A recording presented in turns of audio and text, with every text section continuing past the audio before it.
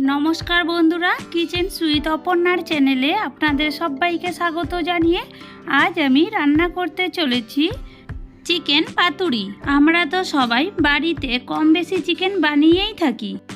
এইভাবে একবার কলা পাতায় চিকেন বানালে দেখবেন চিকেনের স্বাদ অনেক গুণ বেড়ে যায়।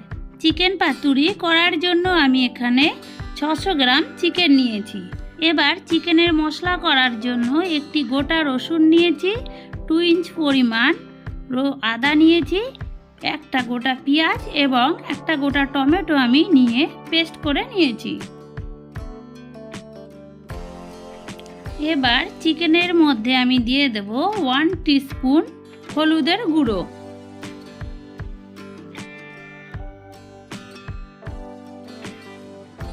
আর নুন স্বাদ মতো।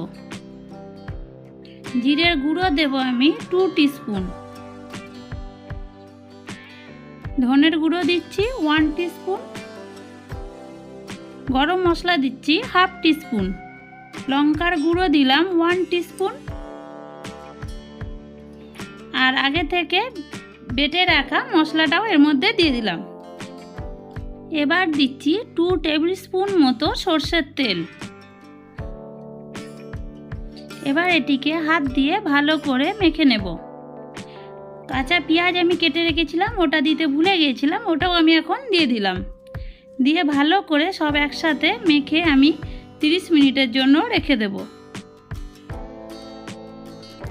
এবার একটি শুকনো কড়া নিয়েছি, এর ভিতরে কলা পাতাটিকে ভালো করে বসিয়ে দিচ্ছি। এবার একটি অয়েল ব্রাশ নিয়ে কিছুটা অয়েল কলা পাতার গায়ে লাগিয়ে দিলাম। এবার একটি চামচে করে সব ম্যারিনেট করে রাখা চিকেনটাকে এর মধ্যে দিয়ে দিলাম।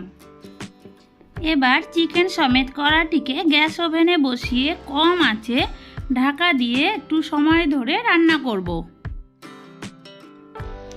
মাঝে মাঝে আমি খুলে দেখছি এবং আপনাদেরকেও খুলে দেখাচ্ছি। দেখুন কিভাবে মাংসের গা থেকে জল বেরিয়ে আসছে এবং কেমন ফুটছে।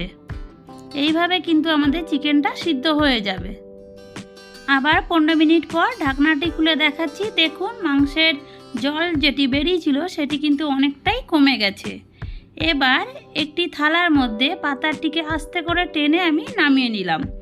এবার আরেকটি কলা পাতা এর উপরে ঢাকা দিয়ে তার উপরে প্লেট চাপা দিয়ে আস্তে করেই থালাটিকে উল্টে দিলেই আমাদের কলা পাতাটাও উল্টে যাবে এবং চিকেনটা নিচের দিকে নেমে আসবে।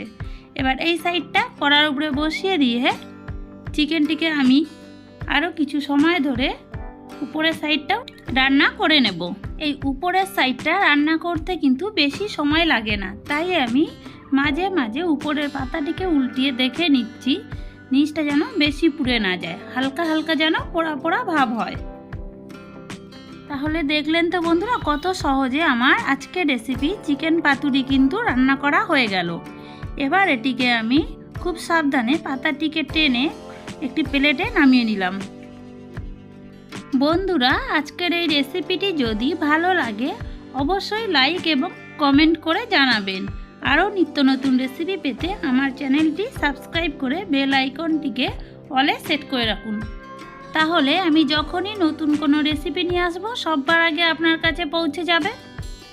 ভিডিওটি সম্পূর্ণ দেখার জন্য অসংখ্য অসংখ্য ধন্যবাদ।